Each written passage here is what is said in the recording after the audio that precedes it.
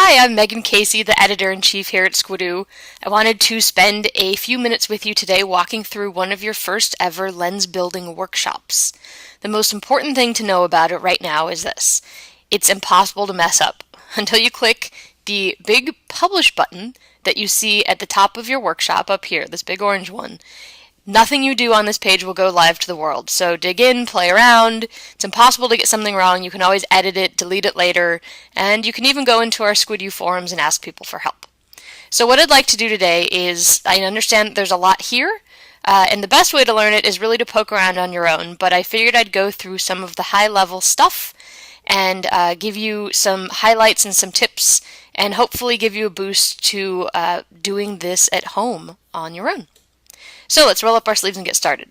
We'll look first at some of the few fill-in-the-blanks that we've started you out with, and then we'll look at a few ways that you can do a lot more and make your page really unique and loaded with great content.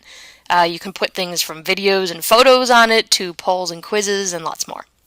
So we'll start with the title. You can always edit your title, make it really specific, a little bit catchy, kind of like the headline of an article in a newspaper or a really good blog post. The introduction module right below the title is, you can think of that sort of like the dust jacket of a book. It needs an image to attract readers, so because I'm making this page about my dog and the dog treats she likes, I'm going to upload this photo of my dog. And then I can add a little bit of an introduction, which I'm cheating and had ready to go. Hit the save button, and all of a sudden I have a very nice welcoming introduction to my lens. It helps to say a little bit about you, why you're writing the page, and gives your reader something to know about the topic and what they're going to learn from scrolling down and reading more. An interesting overview is your best friend here.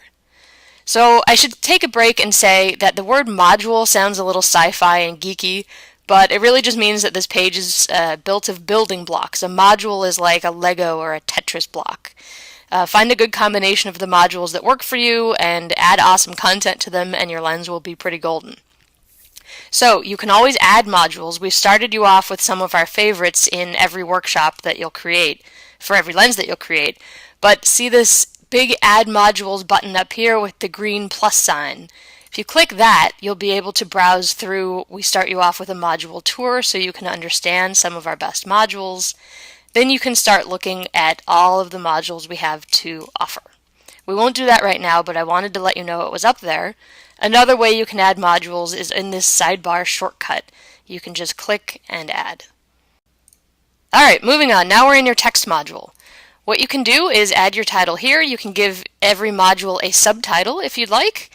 And then you should add some text. I have some waiting to go, just because I didn't want to waste your time watching me painfully type.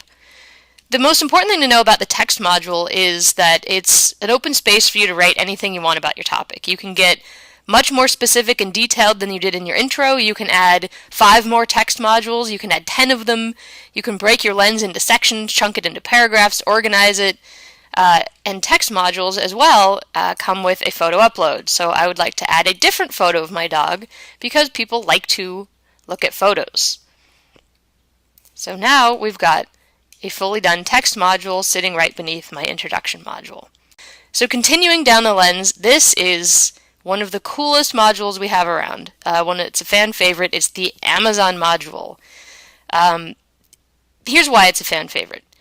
It helps you find and feature your favorite products for sale on Amazon. Okay, like DVDs, books, kitchen gadgets, or even big-ticket items like barbecues and a new Xbox. So I'm going to show you right now, the point of my page is that I'm spotlighting some of the dog treats, the Zooks dog treats that my dog likes. Excuse the ham-fisted typing. And I can pick pet supplies, the category I want to search in. I'm going to say let Amazon pick. It basically means that I'm searching right here. And I'm just going to say Zooks dog treats because that's pretty specific to what I'm looking for. Hit save, and pretty magically those are the Zooks dog treats that I was looking for. So you can see that now if somebody comes and lands on my page, if I were to publish this page, send it to 5 of my fellow dog-owning, dog-loving friends, and they said, hey, Megan really says that this is a great dog treat, clicks on this buy now button to buy it, I wind up, here's the real kicker, earning money. This is another reason why it's a fan favorite. The last fill-in-the-blank module that you'll see pre-populated on this page is the guestbook module. This is where any visitors to your page can post their comments, feedback, questions, and generally cheer you on. It's a really good way to get people interacting with your page, and it works even better when you show up and have a conversation with them and reply to whatever they post.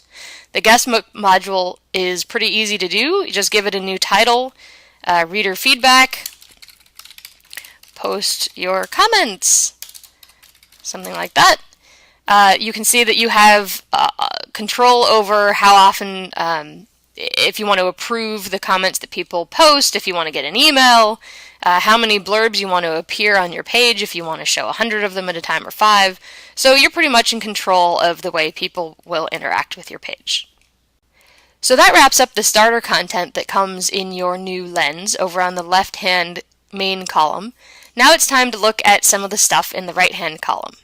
We're going to look at the sidebar, and I'm going to go a little bit faster here because I'll encourage you to play with all of the stuff on your own and find the right settings for you.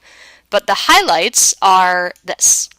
Themes, very easy to play around with. They're an awful lot of fun. They change the way your page looks and feels. It's like painting your living room or changing your Firefox homepage. Themes help you customize your lens. You'll unlock more themes over time, so stick around and keep building and have fun. I'll show you a few more themes, what a few themes look like. A really big thing that a lot of people overlook because it seems so easy is that you should use the bio to introduce yourself to your readers, let them know why you're making this page, and a little bit about you, a lot more than "Hi, I'm Megan." You should also, another very easy thing that a lot of people skip, is add a photo right away. People love to read articles written by real people, so upload a picture of you, or at the very least something unique and representative of you, and introduce yourself in a few words as above. We also discussed the add module shortcut here. You can sort it in a few ways. Profitable, these are all money-making modules, as we discussed with the Amazon module. Favorites, popular, you can play around with those on your own. Sort modules is where you get to quickly change the order of the modules on the page. So if you want to move something up or down the page, just drag and drop it, do it here. Next up are tags. Tags are important, and we could spend an entire video on these, but we won't right now, so I'll leave you with this. They're actually pretty easy. Try imagining all the words and phrases that you would type into Google if you were looking for information on this topic, and add each one here as a new tag. Your primary tag can either match the title of your lens if your title is specific and very focused on the topic. It's much better to have your primary tag be this than to have it be something big and generic like dog food. You can see some of the other tags I've added. You can add, I forget what it is, it's up to 30 or 40 tags. Again, just think of what people might be looking for when they go looking for your lens, and make sure that that tag is on your page, and you'll do pretty well.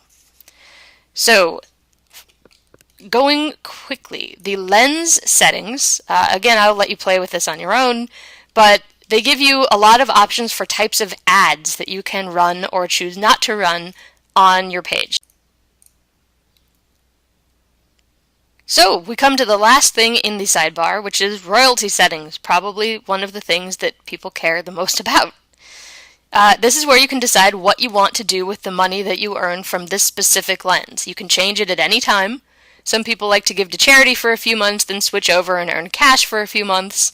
Others like to create hundreds of lenses all set to cash to increase their earnings. Others play around with donating their earnings to several different charities to share the wealth. This specific lens I've already set up in the lens wizard that got me to this workshop. You just went through one of the same.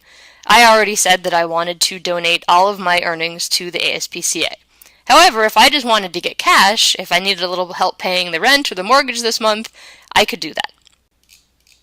So, going all the way back up to the top here, we've gone over way more than you probably feel like fitting into your skull right now. You're probably sick of hearing me talk, so I'll circle back to where we started and leave you with this. Lenses are pretty fun to make, and I promise you'll get a hang of it soon. I can't wait to see what you come up with. Thanks for being here.